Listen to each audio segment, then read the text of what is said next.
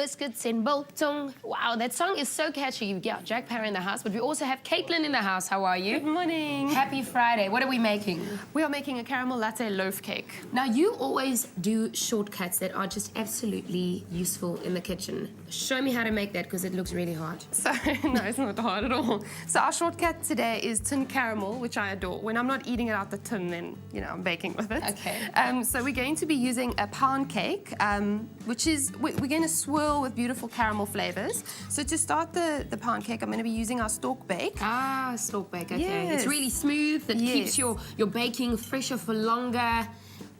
So we've got, it's nice and soft because we're using the creaming method. Right. So we're going to put, that's 125 grams in there.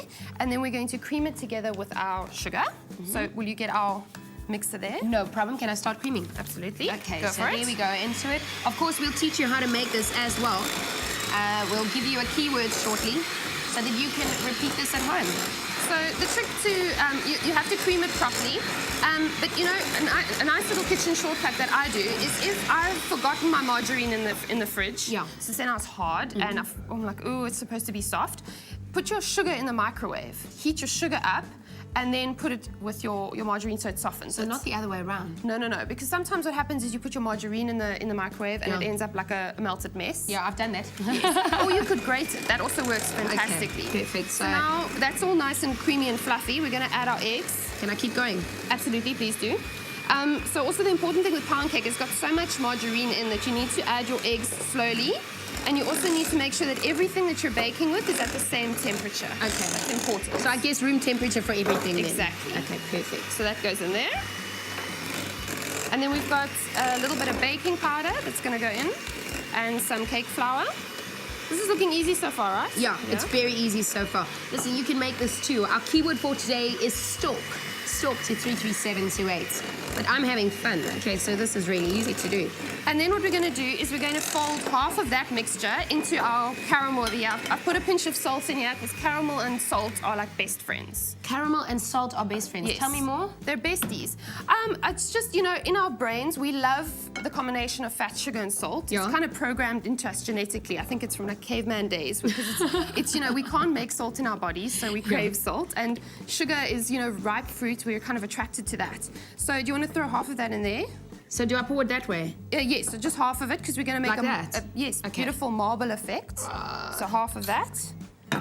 Okay. And then we've got our latte part coming in here, which is a bit of an espresso, and a little bit of corn flour. I'm going to do one more. Okay, there we go. Here we go. And I'm going to mix this. And then we're going to layer it into, we've got a loaf cake here. Do you want to pop that in there?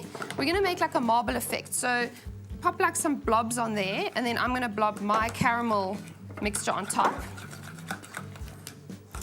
And then it's going to create a nice, pretty swirly effect.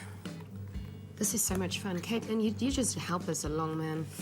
You just show us how to do this. Can I keep going? Yeah. There's nothing really special about what we're doing. I mean, it's kind of rustic, and then what we're going to do is we're going to swirl it. I'll show you now. You can just take like the back of a spoon or a toothpick or whatever it may be. I want to get more of this off so that we have more of our... Okay, perfect, yeah. And then you're just going to create like little swirls like this. Don't do too much because otherwise it's going to mix. Yeah, you don't want it to mix. You just want it. You want that layering effect when you bake it. Exactly. Right? And then we're going to pop it in the oven. Okay. At 180 degrees for about 180 degrees. For how long do you put it in the oven? 20 to 25 minutes until it's nice and golden brown. If you put a skewer in the middle, it's going to come out nice and clean. Okay. So this is what our cake looks like. Can we see what it? I'm so curious. I just Do you want to cut it open? Yeah. Cut it open. And then I'm going to carry on frosting. This is just a cream cheese caramel frosting. So I'm cutting this because I want to see what it looks like on the...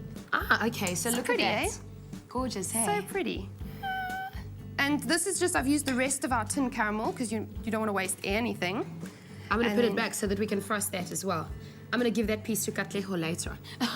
And to Jack Parra. It's not biscuits and biltong, but at least... And our star in studio. Our keyword for today is Stork. Stork to 33728. And you can create the shortcut at home as well and make this beautiful... Can you call it a latte loaf? You can call it whatever you want. It still tastes nice. Well, it sounds good to me. Well, keep doing that, Caitlin. From our beautiful, beautiful loaf in our kitchen that you can also create at home to our holiday. Katleho's here.